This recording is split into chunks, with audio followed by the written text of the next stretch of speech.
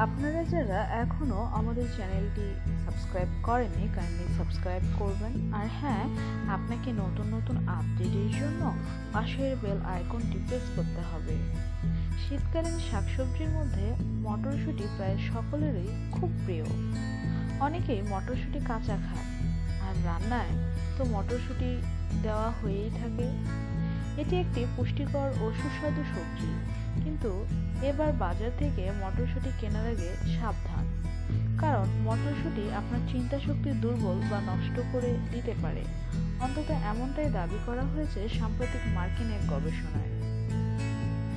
একটি প্রতিবেদন অনুযায়ী আমাদের দৈনন্দিন খাদ্য তালিকায় থাকা একাধিক শাকসবজি বা শস্য দানাকে আমাদের শরীরের জন্য অত্যন্ত ক্ষতিকর বলে আখ্যা করা হয়েছে। মার্কিন গবেষক চিকিৎসক স্টিফেন গুন্ড্রির মতে, বেশ কিছু গাছ রয়েছে যেগুলো নিজেদের মধ্যে ল্যাকটিন উৎপন্ন করতে সক্ষম। এই ল্যাকটিন তাদের ডিফেন্স মেকানিজমের অঙ্গ।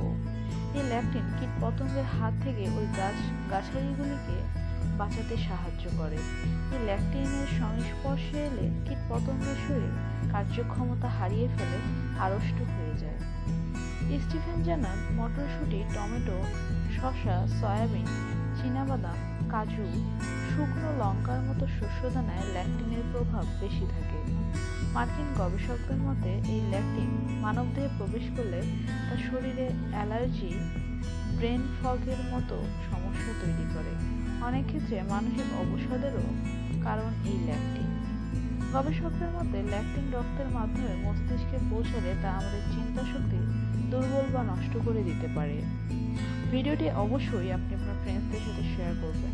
হ্যাঁ, লাইক কমেন্ট করতে ভুলবেন না। ধন্যবাদ।